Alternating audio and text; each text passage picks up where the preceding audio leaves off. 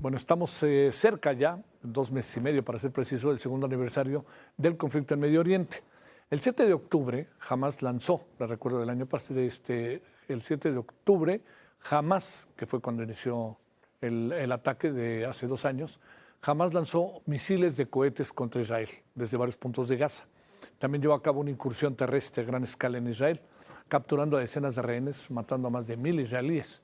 Posteriormente, las fuerzas de defensa de este país iniciaron ataques aéreos de represalia contra Gaza, matando a más de 41,000 palestinos, desplazando a más de 1 millón de personas e imponiendo un cerco sobre toda la franja con continuas restricciones a la entrada de alimentos, agua, electricidad, equipos médicos y otros suministros vitales.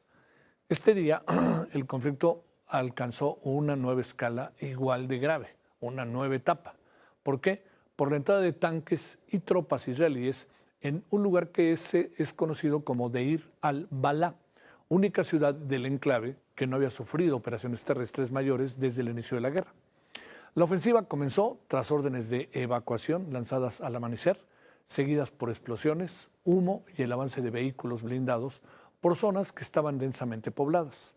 El ejército israelí afirmó que la operación busca presionar a Hamas para liberar a los rehenes aún retenidos, una estrategia que ha dividido opiniones en Israel. En tanto, en el foro de rehenes y familias desaparecidas, acusó al gobierno de arriesgar la vida de los cautivos, exigió explicaciones directas al primer ministro Benjamín Netanyahu y a las fuerzas de defensa de Israel. Bueno, esto es un resumen muy apretado de lo que ha pasado en las últimas horas, pero ¿qué significa esto que ha pasado? ¿Hacia dónde está llevando todo esto Israel? ¿Hasta dónde lo está llevando? ¿Qué está pasando con muchas decisiones que está tomando, por ejemplo, Trump, ahorita que hablábamos de la UNESCO, que en buena medida no le gusta que la UNESCO se manifieste en contra de Israel?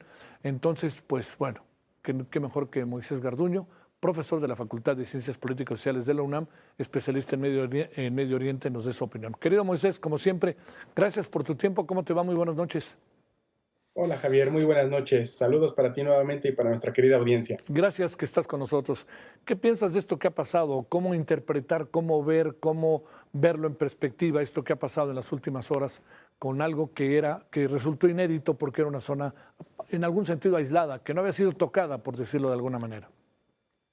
Bueno, como le hemos dado seguimiento desde prácticamente el inicio de la crisis, Javier, lo que estamos viendo ahorita es una nueva etapa en donde Israel está presionando cada sitio que falta por atacar, como Deir el-Balah, como bien comentaste, para tratar de empujar a la población gazatí lo más que se pueda hacia el sur de la franja, que es donde se quiere construir esta supuesta ciudad humanitaria, que a ciencia cierta no sabemos qué es lo que exactamente quiere decir una ciudad humanitaria en estas condiciones actuales. Y este tipo de impulso de expulsión o de desplazamiento forzado se da a través de este tipo de ataques selectivos con detonaciones sorpresa y más violencia de carácter militar.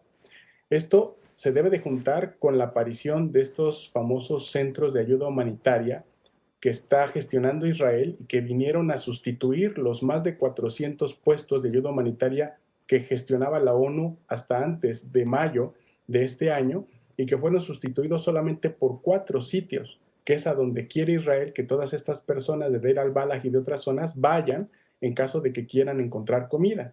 El gran problema es que acompañando a estas detonaciones de Deir al-Balah, cuando la gente va a esos centros de ayuda humanitaria, se encuentra con elementos de reconocimiento facial y algunos otros elementos de monitoreo con los cuales Israel dispara de manera abierta, ocasionando la muerte casi ya de 800 personas Wow. al tiempo que estamos hablando, Javier. Ese es el gran problema que estamos viendo, la etapa donde nos encontramos y resumiendo a grandes rasgos, es exactamente el mismo plan que se desplegó desde la crisis de octubre del 2023, que es expulsar a los palestinos, llevarlos al Sinaí con base en los documentos que se filtraron las primeras 2 semanas de la crisis. Y como para gran sorpresa de Israel, como la gente, a pesar de todos estas detonaciones y estas violencias militares, no se va, está utilizando el hambre como herramienta de guerra, a sabiendas que es un crimen de guerra y de lesa humanidad, para tratar de que la población huya por el hambre que tiene muriendo lentamente, que es algo totalmente cruel, Javier. ¿Hacia dónde puede huir la gente bajo estas condiciones, Moisés? ¿Hacia dónde puede irse? Porque además es lo que provoca, ¿no? Que se vaya quedando vacío el territorio, ¿no? La idea que tiene Israel con base en los documentos filtrados del 2023 es que vayan cruzando guiados por algunos elementos israelíes hacia la península del Sinaí en Egipto. Pero el problema es que también el gobierno egipcio ha estado en contra de esta medida y ha tratado un poco de balancear a través de negociaciones directas con los cataríes y otros países árabes para que Israel cambie de opinión. Pero en realidad el problema para Israel no es dónde pueda colocar a los palestinos, porque ha mencionado Jordania, ha mencionado Líbano, ha mencionado incluso, como decíamos, algunas zonas en el Mediterráneo, pero el gran problema para Israel es que los palestinos no se van a ir de su tierra. Ellos prefieren morir luchando en su territorio, en su casa, que huir como se le ha estado presionando en los últimos meses, ¿no? Entonces, tal vez la pregunta no sea hacia dónde pueden ir los palestinos, sino más bien qué se tiene que hacer a nivel internacional para evitar que Israel siga cometiendo estos crímenes de guerra. Sí. Ahora, ¿y qué se puede hacer, Moisés? Sé que es la pregunta que te he hecho 20 veces, pero ¿qué se puede hacer con Israel bajo esta tónica de guerra, de belicosa y que por momentos entra en terrenos que el otro día me costó a mi trabajo decir la palabra, yo sé que tú lo has dicho en varias ocasiones, pero ya en un proceso de razonamiento aparece la palabra genocidio? Sí, hay diferentes elementos que se pueden decir al respecto. Estamos entrando en una etapa donde es necesaria una mayor presión internacional.